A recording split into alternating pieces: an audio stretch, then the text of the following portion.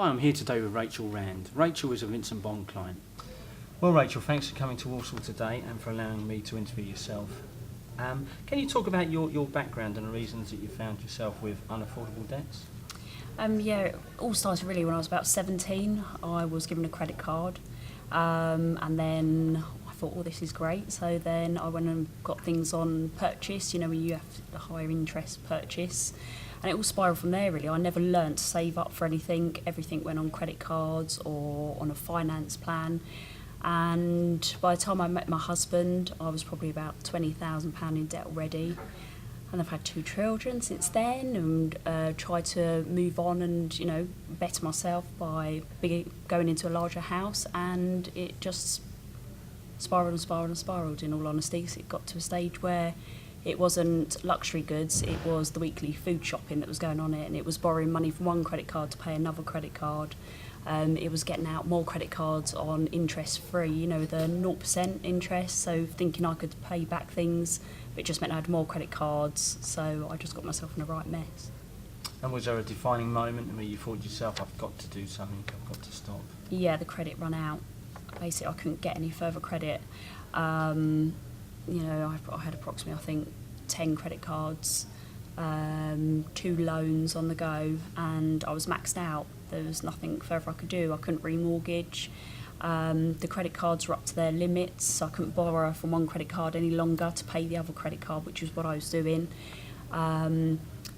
The cash that we was getting in was to pay the credit cards, so my food shopping was going on the credit cards as well. And then once it all ran out, it was like, what am I going to do? I sold everything I possibly could on eBay, and there was nothing further I could do. And then letters started, and obviously because I had missed a payment and missed another payment, it was like, I've really got to do something now. I can't carry on like this. And how did you go about finding a solution for your problems? Yeah, first of all, I spoke to family and friends, especially quite a few friends had already gone down like debt management schemes, and a couple of them had known somebody that had done bankruptcy and things like that. So I got advice first of all from them. Then I went to my bank and explained my situation, asked them for help. They also pointed me to the Citizens Advice Bureau, so I went to them. And then there were so many adverts on TV, I started searching the net to see what companies were out there, and phoned a few up. But in all honesty, it did totally scare me. They were just instantly, oh, there's no hope for you, you're going to have to sell your house, put it up for sale, and that was it. My head was back in the sand again for the next few months, because I was just thinking, I was scared to tell them the ultimate truth of what debt I was in, because as soon as I mentioned even half of it, it was like, oh, you've got to sell your house. No, that's it. So it wasn't until I just got a one-off email from Julia at Vincent Bond, and it was really friendly, and she was just saying, just take a look. You can look at testimonials on our website, just see what we're about. And I thought, what, I'm going to try it for one last time. It's not going to hurt just to look. And that's what I've done, and here I am now. And what factors did you consider when deciding to use Vincent Bond? I looked on their website, looked at testimonials, looked at who they was joint to, when you get the list of all the different banks and things like that.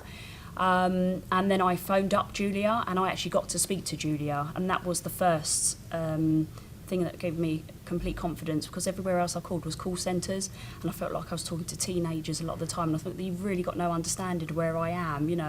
I'm talking about losing my home, and it was the end of the world for me, and they just it all seemed to go over their head, where Julia totally was like, I fully understand, and I could open up to her, and I was telling her more and more the truth, and I was very confident in everything she said. She sounded very professional but friendly at the same time. She knew exactly what she was talking about. I didn't feel the need to delve any further. I trusted what was on the website, and everything that Julia said was,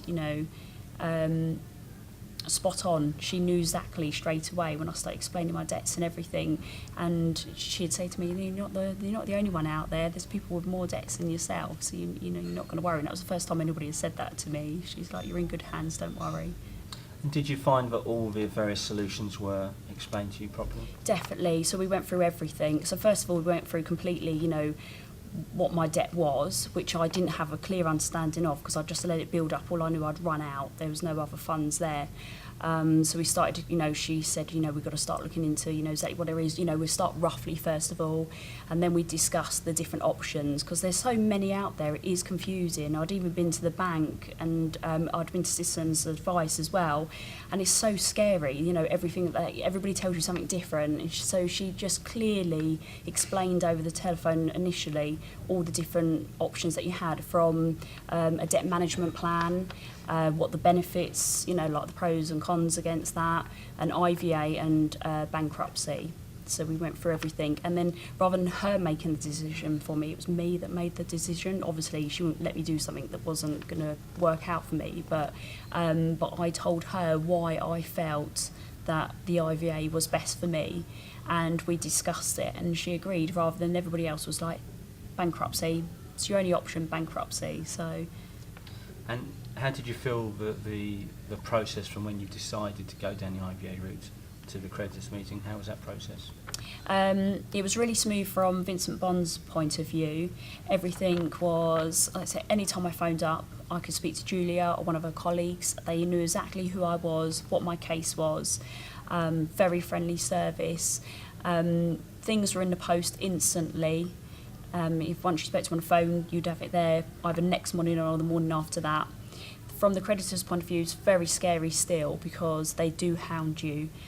You get telephone calls continuously, and it will be call centres, so they don't know what you've said last time round to them, and it's going through the same things again. I did have people knocking on my door, debt collectors from a loan company. Obviously, the amount of mail is unbelievable. You get so many letters and everything, so that's really scary. But on the other hand, I constantly had Julia and her team on the other end, so as soon as I got a phone call and they absolutely scared me silly, I'd be straight on the phone and my mind was being put at rest again, and they would say, right, calm down, Rachel, it's fine, this is normal practice, nothing can happen, and all the rest of it. So having the backup was fabulous, because obviously it was scary having people knock at the door and the constant letters and phone calls, but it's been fine, and we're there now. So good. And now you're in your IVA, how do you find, how's life? It's brilliant. It was quite tough to begin with, because obviously since the age of 17 I've never had to budget. I've never had to learn to just live within my means, but now I'm on quite a high, because even though I can see the end, if that makes sense. I know that now I've got X amount of money for food shopping each week, I've got X amount for petrol, and if I haven't got it, if I go over that, well, I can't go over it. I mean, if I run out, then I run out, and I have to wait until the following week to be able to replenish something in the cupboard, where before I just go and stick it on a credit card. And to know that in 6 years' time, one, I will be debt-free, and also what I call it blacklisted. I think they call it something different now, but that will be wiped as well.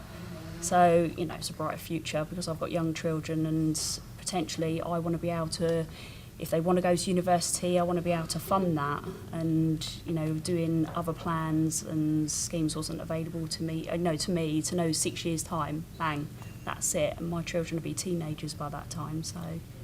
And what plans do you have once you're debt-free? Me and my husband, we definitely want to move abroad and start up our own business. We really want an outdoor lifestyle for our children. I'd love them, hopefully, to go to university or college, and now I can save up for that. I know after 6 years they'd just be hitting the teens, so by the time that they're ready to move on to further education, hopefully I'll have a little nest egg for them, so they will, and teach them the right way to go, not to be getting things on credit. We can save up and pay for them. Okay, and finally, Rachel, to anybody who's watching this interview Yeah. and who finds himself with unaffordable debts, what advice would you give to them? I'll say definitely don't keep putting your head in sand. I know it's really, really scary, and you feel that if you don't, just be honest, tell the ultimate truth of absolutely everything. And there are, people like Vincent Bond out there that will help you. And don't be afraid, they're there to help. A lot of them have been through experiences themselves, so they're not going to think the worst of you. So that's another thing I thought that I was going to be frowned upon. And don't leave it any longer. Get on and do it now, definitely. Okay, well, thanks for your time today. Thank you. Cheers.